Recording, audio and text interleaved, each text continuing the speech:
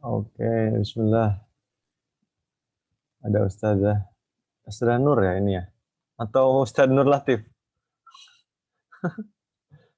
Baik, bismillahirrahmanirrahim. Assalamualaikum warahmatullahi wabarakatuh. Waalaikumsalam warahmatullahi wabarakatuh. Baik, alhamdulillah. Alhamdulillahirabbil alamin wassalatu wassalam ala asyrafil anbiya'i wal mursalin wa ala alihi wa sahbihi ajmain. Allahumma shalli ala sayyidina Muhammad wa ala ali sayyidina Muhammad. Salatan tunjina biha min jamil ahwali wal afat wa taqdirana biha jami'al hajat وتطهرنا بها من جميع السيئات وترفعنا بها عندك أعلى الدرجات وتبلغنا بها أقصى الغايات من جميع الخيرات في الحياة وبعد الممات. اللهم اجعل مجالسنا مجالس رسول الله وأيامنا أيام رسول الله وليالينا ليالي رسول الله واشرح صدورنا بعلم رسول الله واملأ قلوبنا بحب رسول الله وأطر أنفسنا بعطي رسول الله وزين أخلاقنا بأخلاق رسول الله صلى الله عليه وسلم. Amma ba'du, asatidz dan ustadzat yang dirahmati Allah Subhanahu wa taala dan teman-teman semua yang hadir.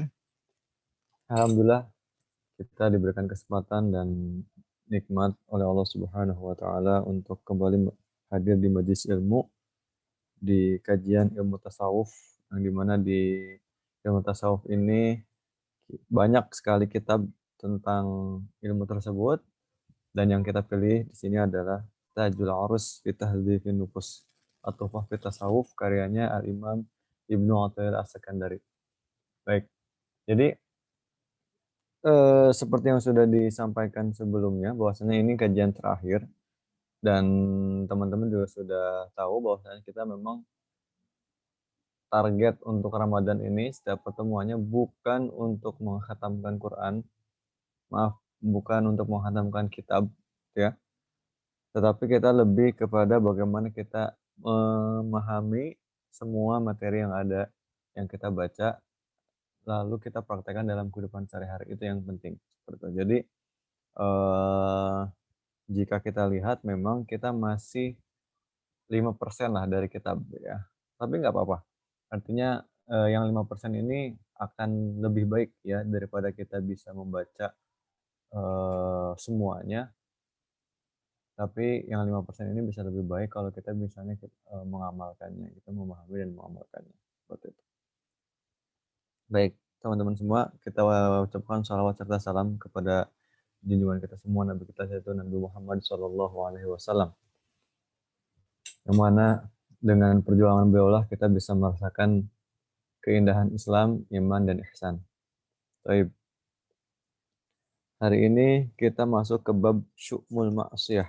Ya, di sini ada bab yang ditulis oleh Al-Imam tentang bagaimana tercelaknya perbuatan maksiat.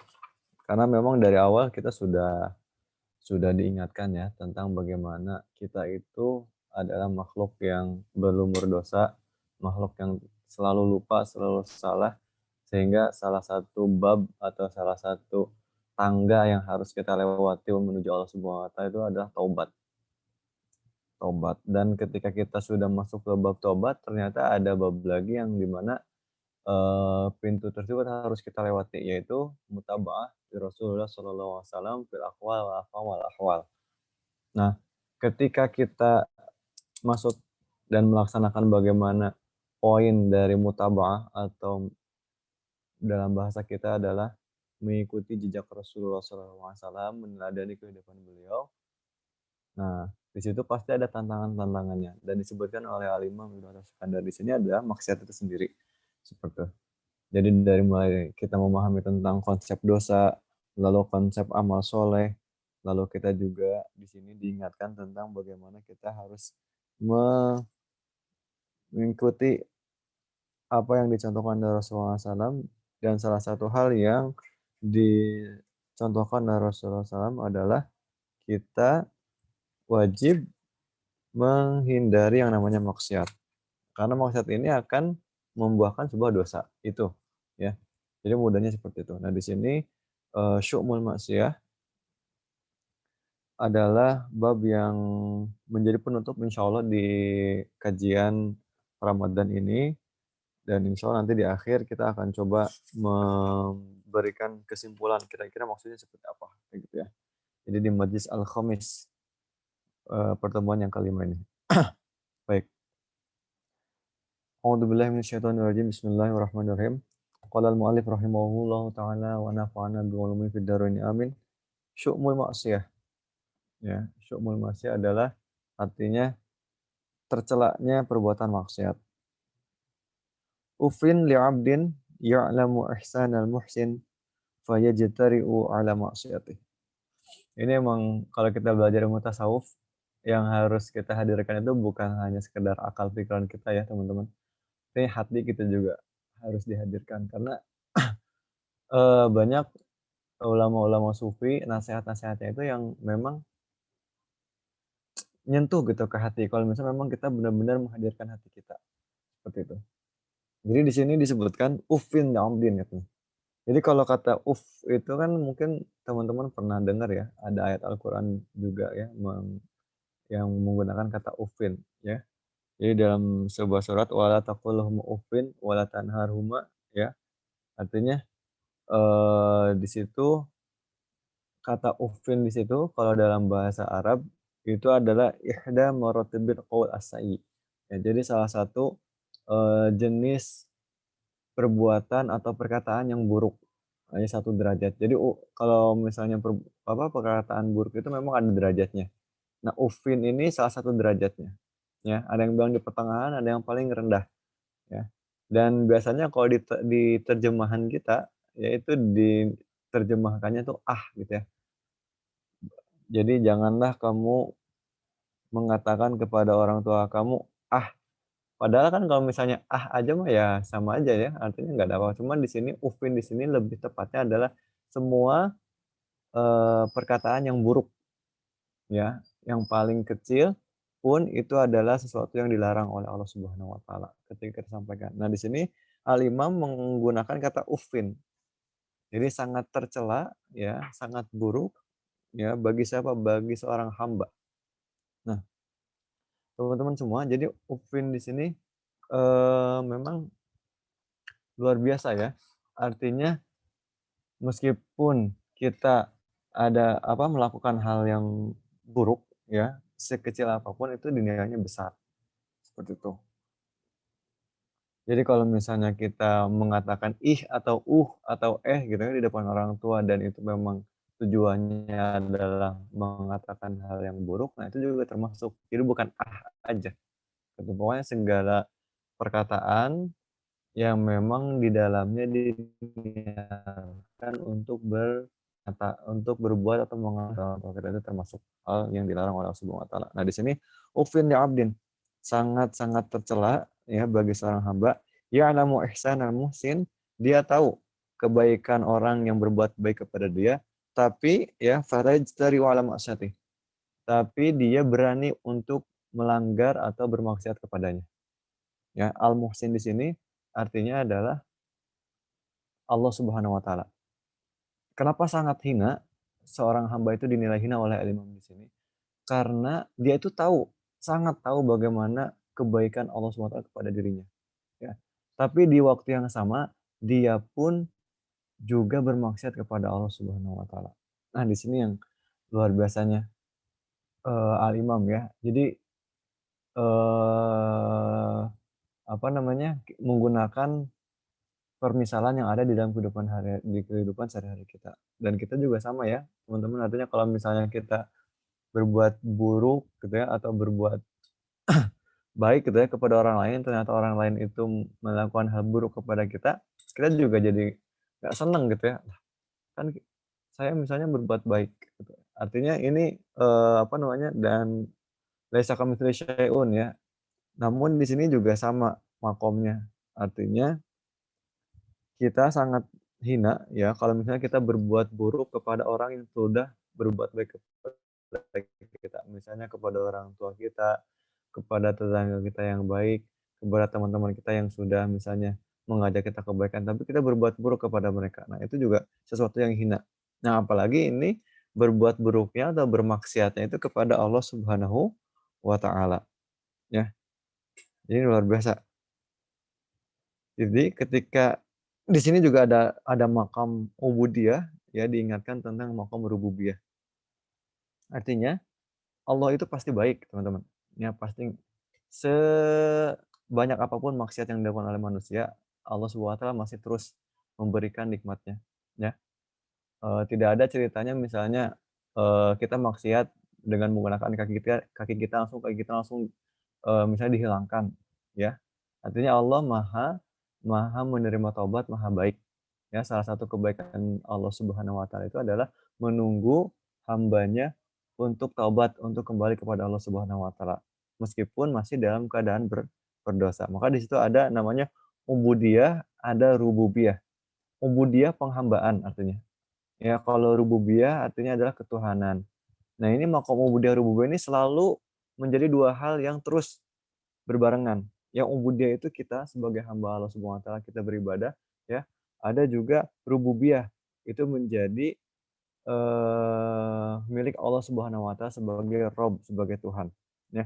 Nah, bagaimana dua ubudiyah rububiyah ini terrealisasi, maka dua dua hal tersebut memang, terlaksana dan sangat terlihat dalam kehidupan sehari-hari, ya. Jadi artinya kebaikan Allah terus ya, dikasih kepada semua kita ya dengan sempurna, dengan berlimpah ya. Meskipun ada beberapa manusia termasuk kita masih melaksanakan kemaksiatan atau masih melakukan kesalahan ya. Dan dan kita pun tahu bagaimana Allah Subhanahu wa taala Ghafirudz dzambi wa qabilut taub ya. Artinya menghapus segala dosa ya dan menerima taubat kita ya. Dan di salah satu ayat Al-Qur'an ini luar biasa ya. Jadi Allah Subhanahu wa taala memanggil hamba-hambanya yang bermaksiat itu dengan masih ibadi. Qul ya ibadiyalladzina asrafu. Ya, qul katakanlah wahai Muhammad, ya ibadiyalladzina asrafu, wahai hamba-hambaku yang melampaui batas. Jadi luar biasa ya kebaikan Allah Subhanahu wa taala kepada kita itu, kita meskipun melakukan kemaksiatan masih dianggap hambanya gitu. Ya itu ihsan Allah ya, kebaikan Allah Subhanahu wa taala kepada kita.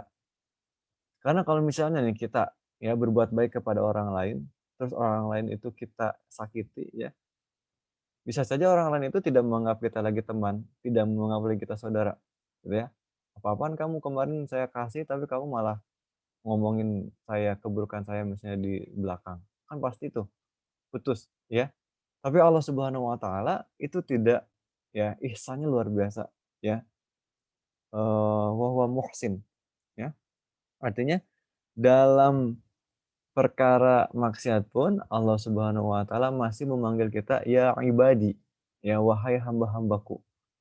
Jadi makom ubudiyah itu masih ada di dalam diri kita ya, dan makom atau apa namanya, dan rububiyah pun ada di sisi Allah Subhanahu wa taala. Artinya seberapa banyak dosa yang kita lakukan ya, seberapa banyak maksiat yang kita lakukan, kita masih dianggap hambanya dan dia Tuhan kita ya.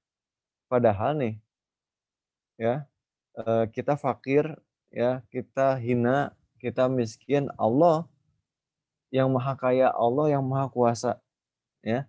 Sehingga di sini harusnya ada syukru ya, ada syukur dari sisi kita sebagai hamba Allah Subhanahu wa taala. Karena meskipun kita masih berbuat kesalahan, masih berbuat maksiat, Allah Subhanahu wa taala masih terus memberikan kebaikan ya, masih memberikan hal-hal yang luar biasa kepada kita meskipun kita dalam keadaan salah. Tuh. Jadi uffin li'abdin, hina, sangat hina ya bagi seorang hamba ya'lamu ihsanal muhsin, tahu kebaikan seorang Dulu badan gua ngajak yang urusan dia. berbuat baik yaitu Allah Subhanahu wa taala, wa yajtari'u 'ala ma'siyatih, dan berani untuk bermaksiatnya. Walakin ma arafa ihsanahu man athara isyanah. Nah, ini juga yang harus kita perhatikan.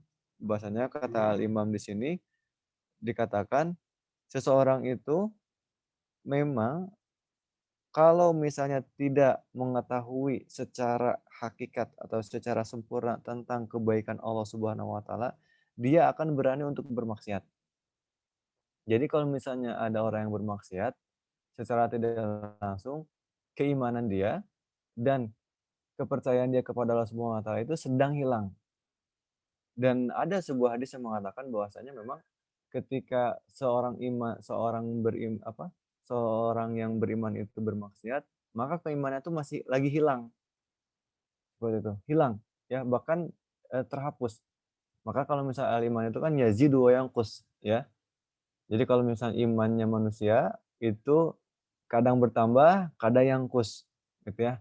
Ada ju ada juga iman yang yazid terus gitu ya, wala yangkus, itu imannya para nabi ya, terus nambah dan tidak pernah berkurang. Nah, ada juga iman yang la yazid wa la yanqus, stagnan gitu ya, misalnya istiqomah, nggak bertambah, nggak berkurang, itu imannya para malaikat. Nah, karena iman kita naik turun dan ketika ada hal ya, yang berkaitan dengan bagaimana kita bermaksiat, maka di waktu yang sama ya, di sini kita sedang melupakan Allah Subhanahu wa taala, kita lupa, seperti itu, ya. Kita lupa kepada bagaimana Allah Subhanahu wa taala itu sangat baik kepada kita. Misal ya, contoh kalau misalnya kita bermaksiat dalam perkara yang berkaitan dengan lisan kita misalnya. Misalnya kita, berdusta kepada orang lain. Ketika kita berdusta tuh enak gitu ya, artinya ada hajat yang kita inginkan, tapi kita harus berdusta, terus kita ucapkan dan kita dapat tuh, apa yang kita inginkan. Namun di waktu yang sama, ketika kita berdusta, kita juga lupa bahwasanya Allah itu Maha mendengar, Allah Maha melihat, Allah Maha menyaksikan. Nah, berarti betul hadis riwayat tersebut bahwasanya ketika ada orang yang bermaksiat, maka dia sama saja sedang lupa kepada Allah Subhanahu wa taala. Lupa dengan kebaikan Allah Subhanahu wa taala, padahal Allah Subhanahu wa taala memberikan lisan itu untuk berzikir, untuk baca Quran, untuk mengatakan hal-hal yang baik, seperti itu, ya.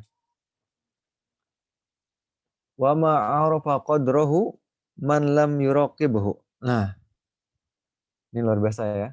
Al-Imam di sini kembali me me apa namanya, menekankan kita tentang bagaimana kita harus terus terhubung dengan Allah Subhanahu wa taala. Artinya kita harus terus merasakan kebaikan Allah Subhanahu wa taala. Jadi kalau misalnya kita ternyata tahu bagaimana ihsannya Allah kepada kita, ya, kebaikan Allah kepada kita, kita pasti akan ada connection ya, akan ada hubungan antara kita sebagai ubudiyah kita dengan rububiyah Allah Subhanahu wa taala sebagai Tuhan, ya.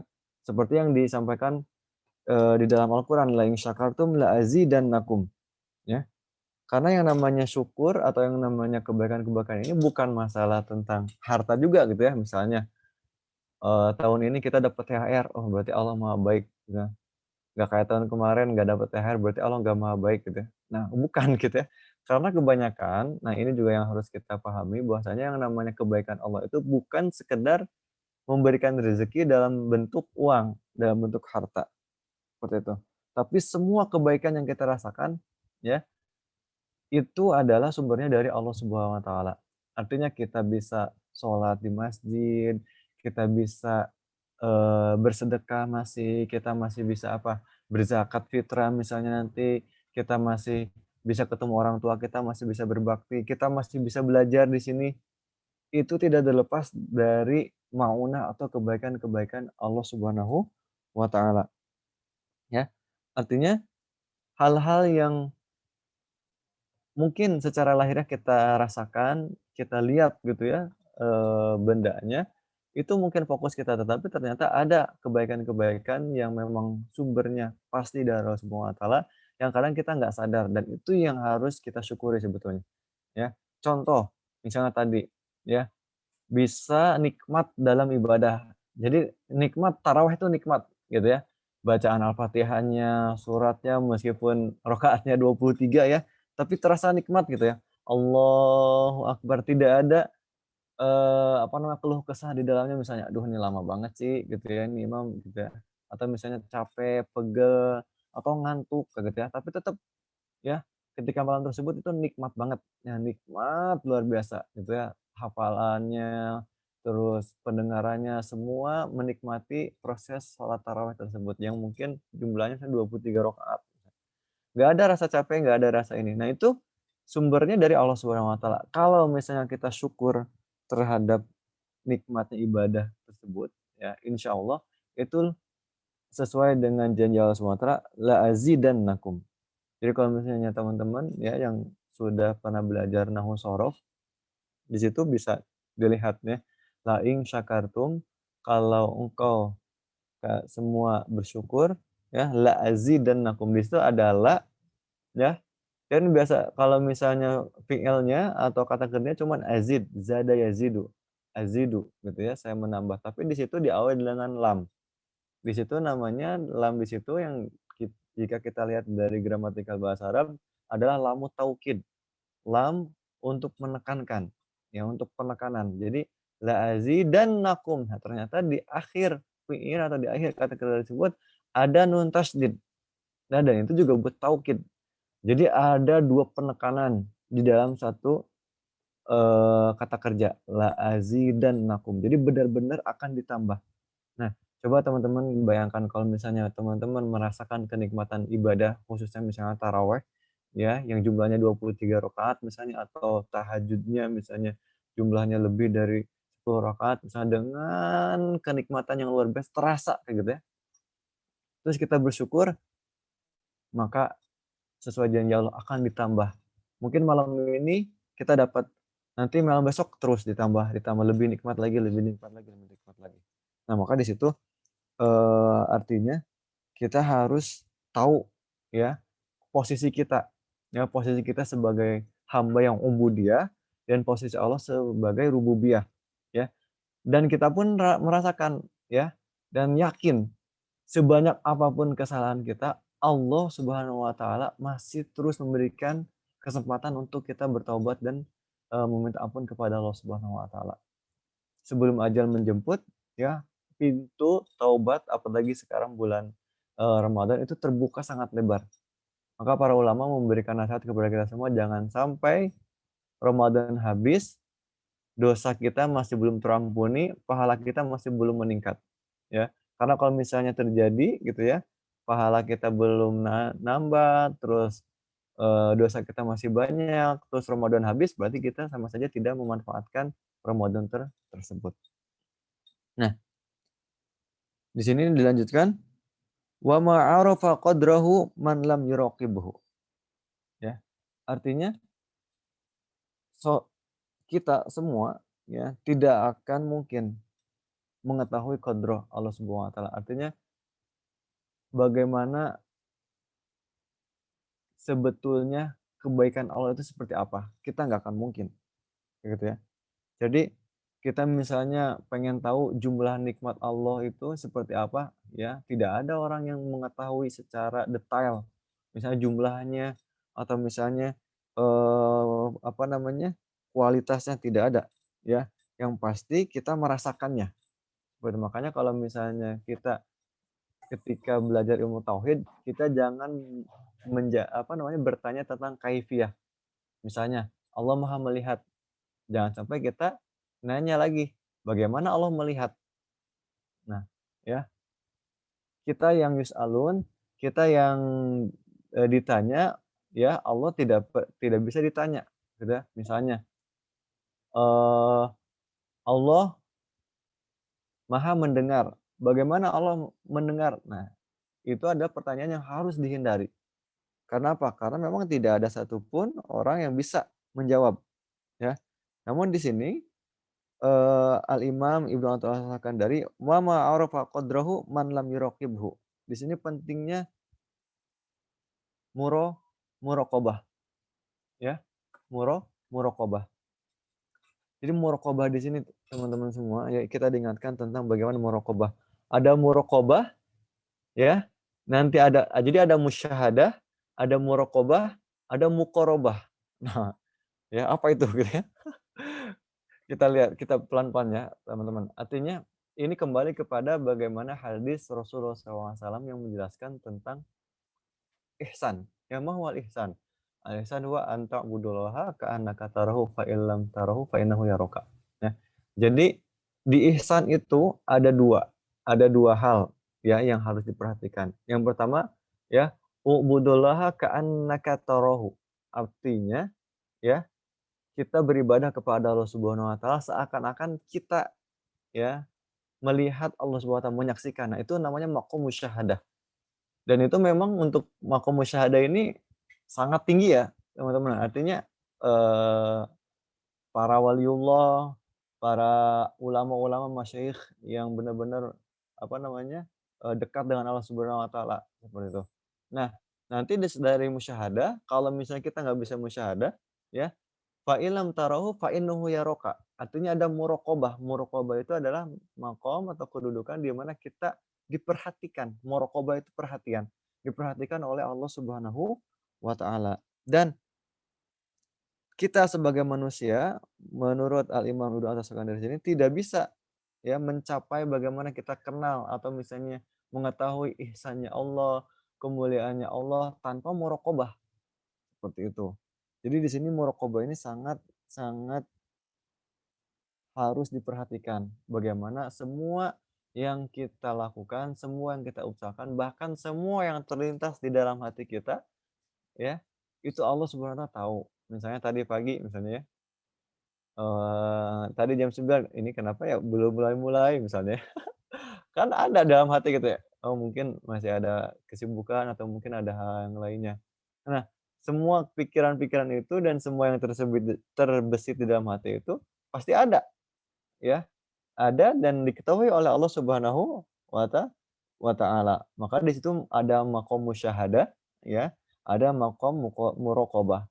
Nah, yang menjadi perhatian di sini ya karena musyahadah ini maqamnya tinggi luar biasa, kita fokus bagaimana kita ke muraqabah. Kalau misalnya muraqabah kita selalu kita lakukan, ya baik itu ketika ibadah, ketika beraktivitas, ketika melakukan semua ya, ketika kita bersama keluarga kita, ketika bersama murid-murid kita, atau misalnya bersama teman-teman kita, ada muraqabah, kayak gitu ya. Jadi kalau misalnya kita lagi buka puasa bersama misalnya, biasa kan kalau buka bersama ngobrol, kemana ngalor ngidul, terus ternyata temanya misalnya apa namanya, membicarakan, berita yang sedang viral misalnya di Depok dan sebagainya, terus kita obrol, apa namanya, orang-orangnya kita sebutin, "Oh namanya gitu kan. Itu sudah kalau misalnya, apa namanya, tema pembicaraan sudah menjurus kepada hal yang dilarang oleh Allah Subhanahu wa taala, oleh Islam, yaitu misalnya ghibah dan sebagainya. Nah, kita harus cepat-cepat menghidupkan alarm muraqabah, ting gitu ya. Ini Allah lihat, ini Allah dengar, ini Allah menyaksikan, ya. Makanya di sini, eee, teman-teman semua, ya, kembali kepada bagaimana kita tafakur, ya. Muraqabah itu, ya, merasa diawasi oleh Allah itu tidak mungkin kita lakukan kalau misalnya kita nggak ada tafakur. Berpikir bahwasanya Allah, Subhanahu wa taala melihat kita, berpikir bagaimana Allah Subhanahu wa taala benar-benar menyaksikan kita. Seperti itu. Jadi kalau misalnya kita ada tafakur dan itu juga diperintahkan oleh Allah Subhanahu wa taala, ya. Artinya ayat-ayat Allah itu kan ada ayat yang kauniyah, ya, alam semesta, ada juga ayat Qur'aniyah, artinya Al-Qur'an, seperti itu. Jadi selain ayat-ayat Al-Qur'an yang kita baca, yang kita pahami, kita juga bisa, ya, melihat, tanda-tanda kebesaran Allah melalui ayat-ayat kauniyah, ya, artinya tanda-tanda yang ada di langit, ya. Kita lihat bagaimana pohon itu tumbuh, itu berbuah, gitu ya, kita ingat Allah. Kita melihat kita merasakan ada angin datang, kita ingat Allah. Semua hal-hal tersebut, ya, bisa dilakukan kalau misalnya kita ada proses berpikir. Maka di dalam Al-Quran pun banyak sekali kan, la ibrata liulil albab, afala taqilun, afala tatadabbarun, gitu. Semua tadabur, semua, apa namanya, penggunaan akal pikiran itu membuat kita benar-benar berpikir atas kehadiran Allah Subhanahu wa taala. Nah, di situ ada muraqabah. Jadi yang diminta itu muraqabah, ya. Muraqabah aja, artinya merasakan diawasi oleh Allah Subhanahu wa taala. Tapi bukan tentang kaifiyah shahibul muraqibnya atau shahibul muraqabahnya. Bukan misalnya nih, saya sangat yakin kalau Allah melihat saya. Udah sampai situ. Ya, semua yang kita lakukan mulai dari bangun tidur sampai tidur lagi itu disaksikan oleh Allah Subhanahu wa taala. Nah, jangan sampai kaifiahnya yang kita tanya, emang Allah itu gimana sih memperhatikan kita? Nah, kalau misalnya kita, apa namanya, sampai ke situ, ya itu nanti fokusnya nggak ke muraqabahnya, dan itu justru bahaya, seperti itu, dan nggak akan nyampe, gitu ya. Nah, makanya di situ, ya, ada namanya musyahadah, ya, ibadah, ada namanya musyahadah, ada namanya muraqabah, nanti ada muqarabah. Jadi muraqabah beda qa sama ra ya. Kalau ini muraqabah itu diawasi oleh Subhanahu wa taala, ada muqarabah artinya dekat dengan Allah Subhanahu wa taala. Maka nanti ada juga, di dalam ilmu tasawuf itu ada maqam ma'iyah, ya. Jadi dibersamai, muqarabah itu dibersamai sama Allah Subhanahu wa taala, ya. Seperti yang disampaikan oleh Al-Imam Sahal At-Tasturi ya, yang dinukil juga oleh Al-Imam Al-Ghazali di dalam kitab Ihya Ulumuddin. Awwalu ma ta'alamtu ya, satu hal yang pertama kali saya pelajari adalah Allahu toli'un alayya, Allahu nadhirun ilayya, Allahu syahidun alayya, Allahu ma'i, ya. Jadi satu hal pertama yang saya pelajari ya, adalah Allah toli'un alayya, Allah sangat memperhatikanku, Allah nadhirun ilayya, Allah melihatku, Allahu syahidun alayya, Allah menyaksikanku, Allahu ma'i, Allah selalu membersamaiku. Jadi kalau misalnya ada makom ya, ma'iyah di sini ya teman-teman, insya Allah artinya ihsannya Allah akan kita rasakan, lalu kita juga akan terhindar dari yang namanya maksiat. Seperti itu, ya. Artinya di sini, luar biasa Al-Imam Ibnu Athaillah Sekandari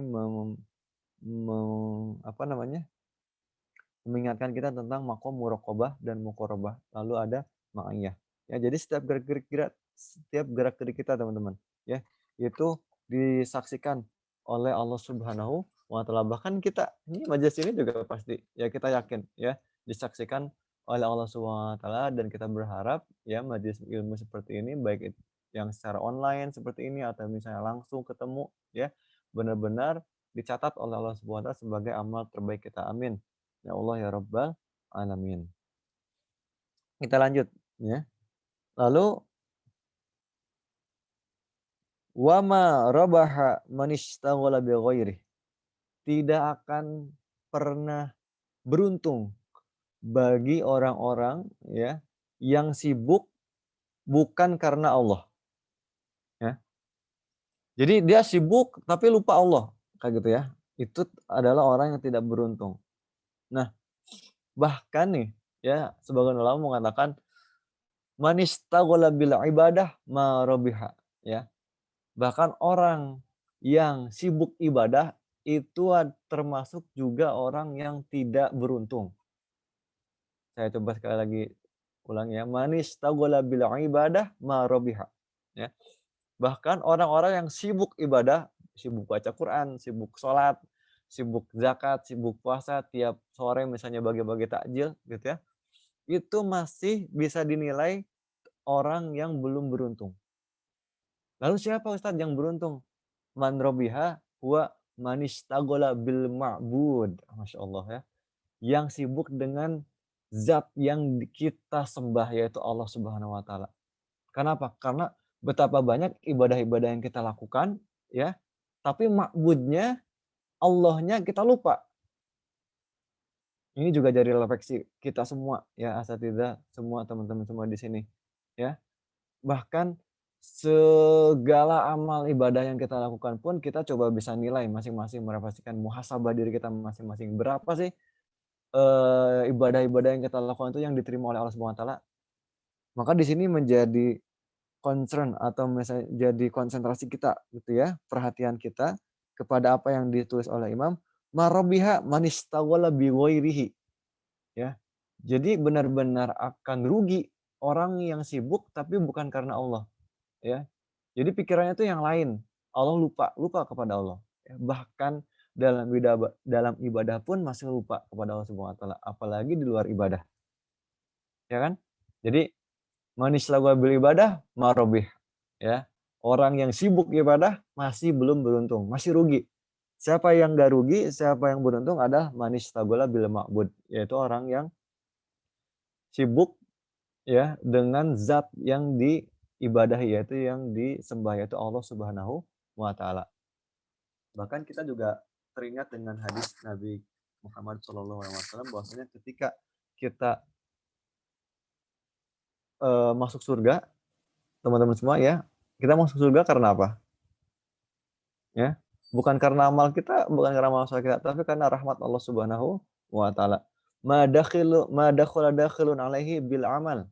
Gitu ya. Jadi kata Rasulullah SAW, tidak ada satu manusia pun ya yang masuk surga dengan amal mereka. Wala anta ya Rasulullah, kata para sahabat. Kamu juga kayak gitu ya Rasulullah. Betul. Wala ana gitu ya. Termasuk saya. Karena semua orang manusia yang masuk ke surga itu adalah masuk karena rahmat Allah Subhanahu wa taala. Nah, biasanya langsung muncul pertanyaan, "Lah, terus kita ibadah buat apa?" Gitu ya. Terus kita sholat dan semuanya, apakah itu sia-sia? Tidak. Ya, artinya kita harus yakin bahwasanya yang namanya masuk surga dan masuk neraka itu hak prerogatif Allah Subhanahu wa taala. Adapun amal kebaikan yang kita lakukan, yang kita usahakan, ya thalabul ilmi kita, sholat kita, zakat kita, puasa kita, haji kita, semua itu akan berpengaruh, ya. Kalau misalnya memang benar-benar ikhlas, ya ketika di dalam surga, itu mempengaruhi derajat kita nanti di surga. Karena di dalam sebuah hadis yang lain pun mengatakan bahwasanya manusia akan dibangkitkan ya, derajatnya disesuaikan dengan bagaimana dia terakhir membaca Al-Qur'an, begitu. Jadi, kayak bacaan Quran, salat kita semua akan berpengaruh terhadap derajat kita di surga dan di ketika hari hari kiamat. Nah, ada sebuah kisah. Jadi, ada hadis qudsi mengatakan bahwasanya ada hamba ya, yang datang kepada Allah, menghadap kepada Allah Subhanahu wa taala, "Bima ji'ta ya 'abdi," gitu ya. "Dengan apa kamu datang kepadaku?" "Aku datang dengan 1000 sujud," gitu ya. Jadi 1000 kali sujud. Kata Allah Subhanahu wa taala, "Tidak ada satu pun dari 1000 sujud itu yang saya terima." Ya, rugi, ya. Lalu ada lagi datang seorang hamba, "Bima ji'ta ya 'abdi," gitu ya. "Dengan apa kamu datang?" "Dengan 1000 khatam Al-Qur'an." Kata Allah Subhanahu wa taala, "Tidak ada satu pun yang saya terima." Khasir, gitu ya. Terus didatangin lagi nih, ya, "Bima ji'ta ya 'abd," ya. "Dengan apa kau datang?" "Dengan 70 kali haji." Ya, kata Allah Subhanahu wa taala, "Tidak ada yang diterima." Ya, "Tidak ada satu pun yang aku terima." Lalu ada yang terakhir yang datang, "Bima ji'ta ya 'abdi." "Ji'tu bik," ya Allah Subhanahu wa taala, "Aku datang kepadamu dengan ridhomu," ya, "dengan ihsanmu, dengan kebaikanmu." Allah Subhanahu wa taala lalu diterima oleh Allah Subhanahu wa taala. Jadi memang ini menjadi penutup yang luar biasa ya. Jadi kita diingatkan oleh Al-Imam Ibnu Athas Sakandari, selain ibadah, memang ibadah harus banyak ya, i'mal biqadri taqatina, artinya kita harus mengeluarkan effort, usaha yang semaksimal mungkin untuk ibadah. Tapi jangan sampai kita lupa dengan sosok atau dengan zat Allah Subhanahu wa taala, dengan Allah Subhanahu wa taala yang sudah memberikan kesempatan kita untuk melakukan ibadah tersebut. Seperti itu. Jadi la tusyghil bil ibadah ya, bal asghil nafsaka bil ma'bud ya. Jadi kalau misalnya kita udah sibuk, pikiran kita, perbuatan kita, lisan kita sibuk berhubungan dengan Allah Subhanahu wa taala, insyaallah ya ibadah apapun yang kita lakukan itu selalu terhubung kepada Allah Subhanahu wa taala. Alhamdulillah teman-teman semua, sudah jam 10 ya.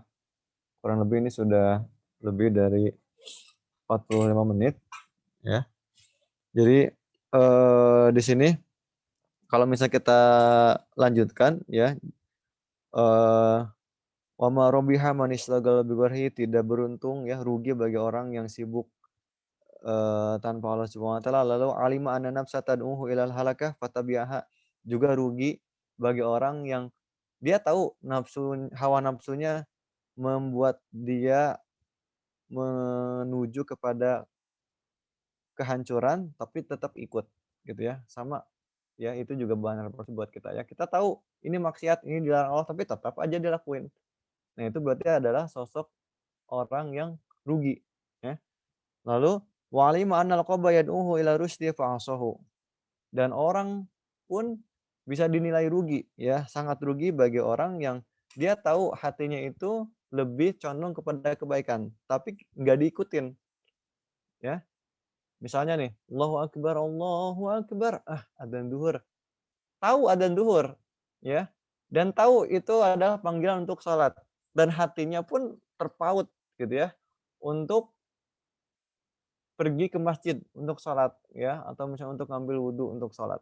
Tapi yang dilakukan oleh perbuatan orang tersebutnya adalah narik selimut, tidur lagi gitu ya. Oh itu duhur lagi ya. Nah itu rugi teman. Wa alima qadral ma'siyyi wa wajahu bil ma'siyah. Dan sangat rugi bagi seorang hamba yang tahu tentang bagaimana keesaan Allah Subhanahu wa taala, yang bagaimana apa namanya, eee kekuasaan Allah Subhanahu wa taala yang memiliki langit dan bumi, tapi tetap bermaksiat kepadanya.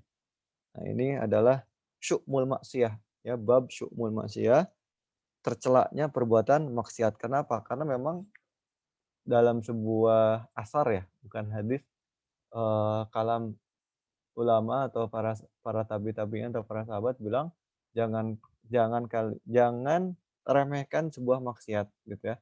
Jangan lihat maksiat itu besar kecilnya, tapi lihatlah siapa yang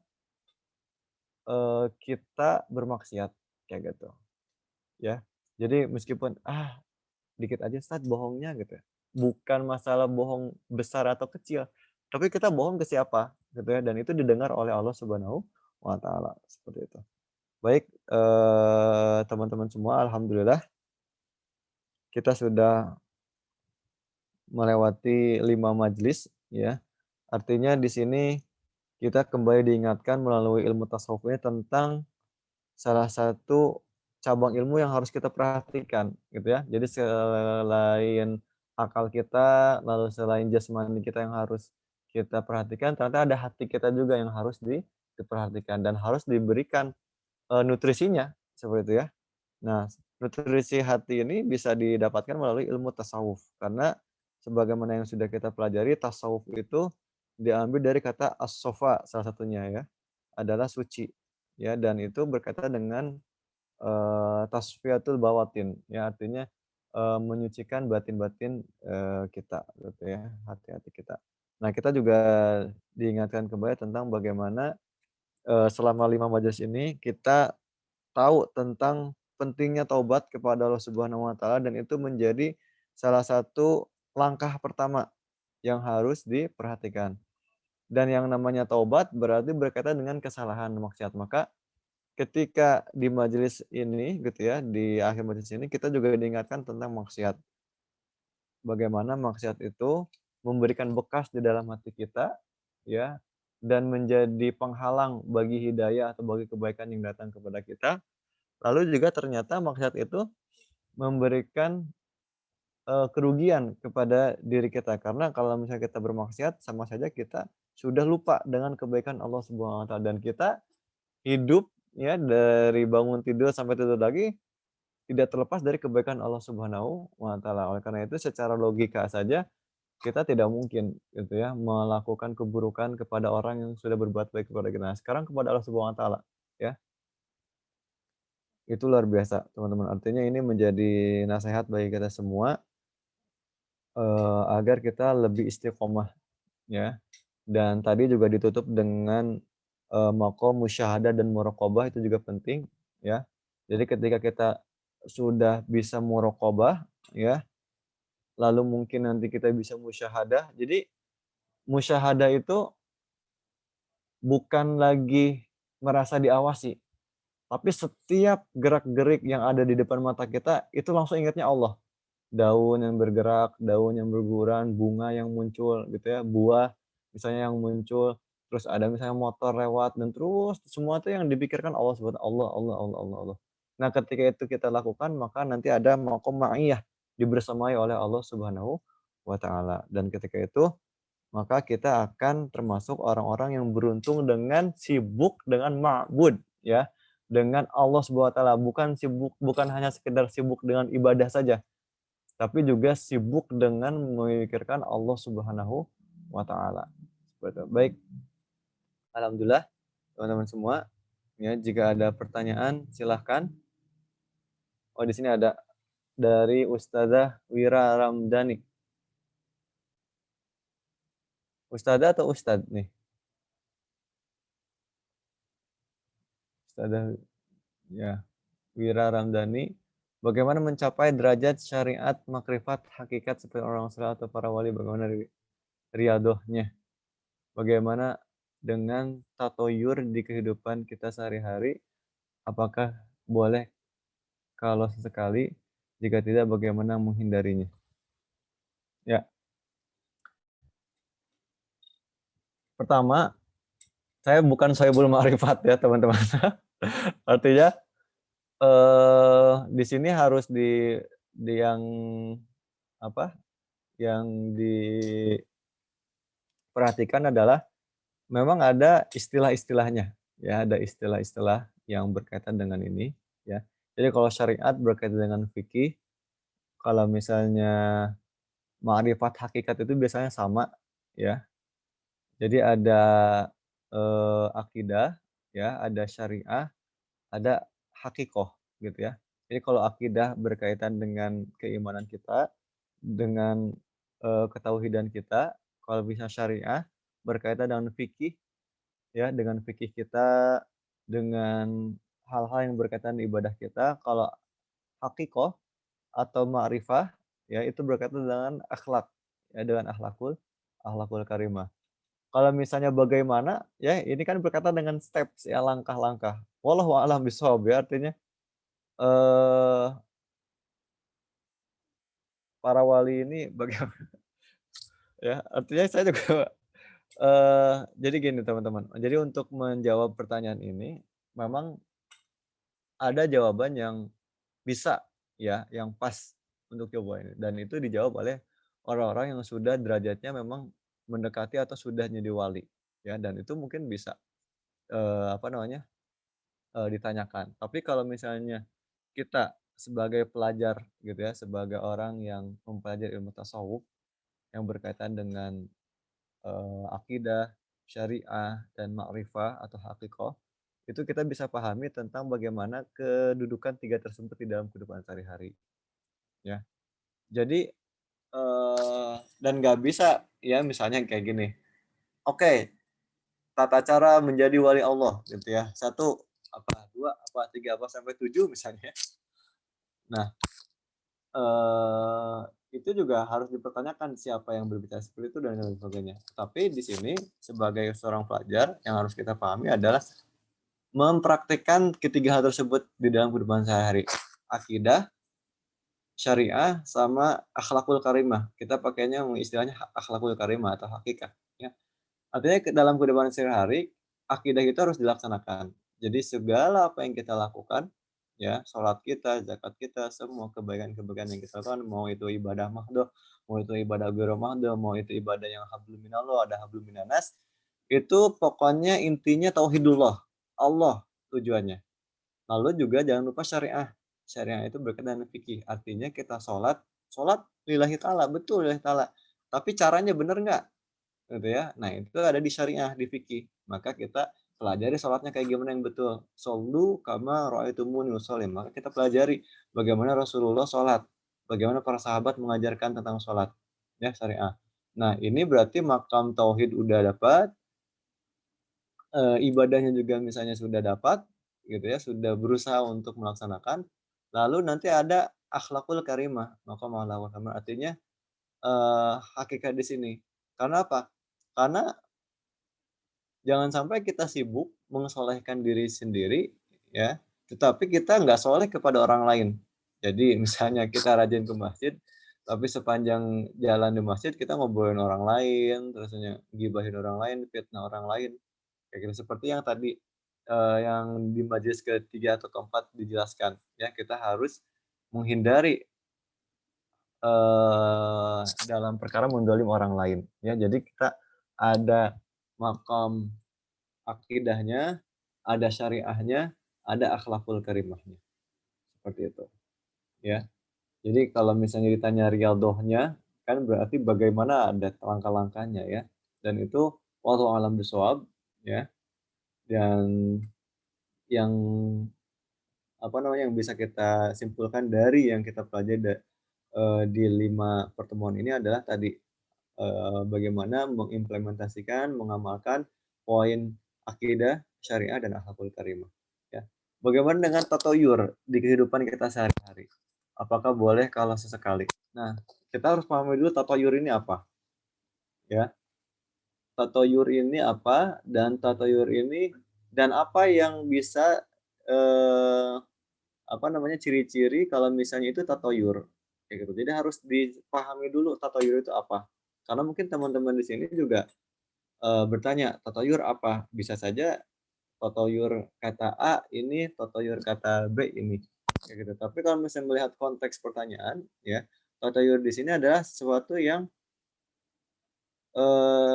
di luar ibadah, gitu ya, di luar kebaikan, gitu. Jadi kelalaian mungkin ya, karena kalau misalnya dilihat dari istilah tatoyur itu memang diambil dari kata bahasa Arab dan itu lebih eee, apa namanya, bisa dimaknai dengan toirun ya, burung. Jadi tatoyur di situ kalau di dalam bahasa Al-Qur'an orang-orang yang apa namanya, yang tidak sibuk dengan Allah Subhanahu wa taala gitu ya. Jadi seakan-akan ada di kepalanya tuh burung gitu ya. Jadi bukan memikirkan apa namanya, ibadah atau Allah Subhanahu wa taala, bukan, ya. Nah, bolehkah sesekali? Jika tidak bagaimana menghindarinya? Nah, teman-teman sendiri artinya kita Eee, dari yang kita pelajari hari ini tentang maqam muraqabah ya. Muraqabah itu sendiri yang harus kita perhatikan. Jadi kalau misalnya muraqabah kita benar-benar bisa gitu ya, kita lakukan dengan maksimal, lalu kita juga bisa, musyahadah misalnya ya, dan kita akan hadir itu ma'iyah, kayak gitu. Kalau misalnya kita ma'iyah, muraqabah itu kita dapat ya, kita rasakan, kita usahakan gitu ya semaksimal mungkin, insya Allah yang namanya lalai-lalai itu kita akan hindar dengan sendirinya, kayak gitu. Wallahu alam bisawab, teman-teman semua. Baik, ada lagi pertanyaan?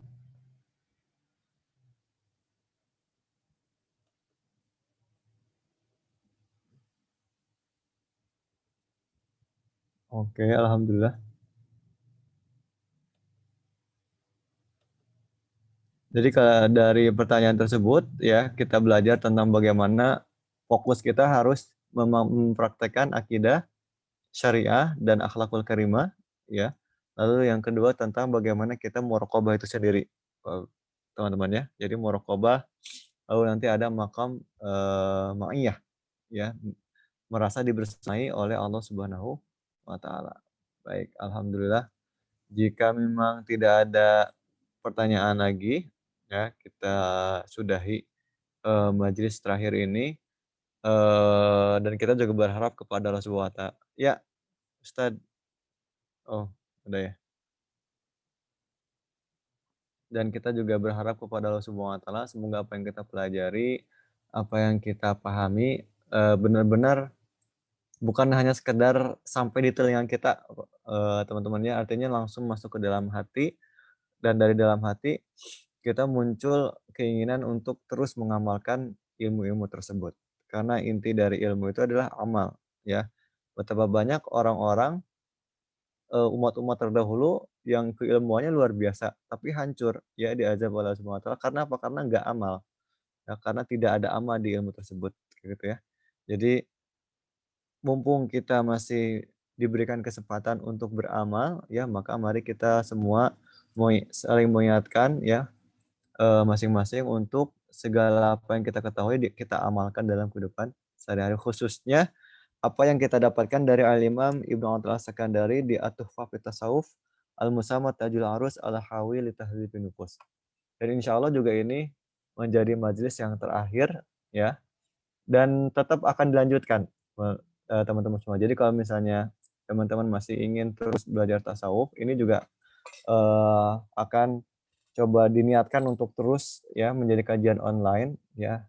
Kalau misalnya ini mungkin lewat apa namanya? Lewat Zoom, nanti mungkin lebih fokus kita ke Instagram misalnya atau dan lain sebagainya ya, di platform-platform yang lain. Artinya, kajian ini akan terus, di apa namanya, dilanjutkan supaya memang menambah khazanah keilmuan kita. Karena yang namanya ngaji ilmu tasawuf itu jarang jarang ya. Karena apa? Karena memang berat, pertama itu berat dan, nggak berani gitu. Nah terus Ustadz gimana? Berarti Ustadz berani gitu? Bukan, artinya, eee, kita memposisikan diri kita untuk pengen tahu ilmu tasawuf itu seperti apa. Jadi semua di sini ya tidak, artinya nggak ada perbedaan. Sama, saya juga masih belajar, masih terus memperbaiki diri kayak gitu ya. Sehingga, diskusi-diskusi yang ada, terus pertanyaan-pertanyaan yang ada gitu kan, itu menjadi bahan, penguat dari ilmu-ilmu yang kita pelajari bersama. Baik, mari kita tutup dengan doa bersama. Allahumma shalli ala sayyidina Muhammad wa ala sayyidina Muhammad wa barik radhiyallahu ta'ala an kulli sahabati Rasulillah jama'in amin ya rabbal alamin. Rabbana zidna ilman warzuqna fahman birahmatika ya arhamar rahimin. Allahumma anfa' bima 'allamtana wa 'allimna mimma yanfa'una warzuqna ilman tanfa'una birahmatika ya arhamar rahimin.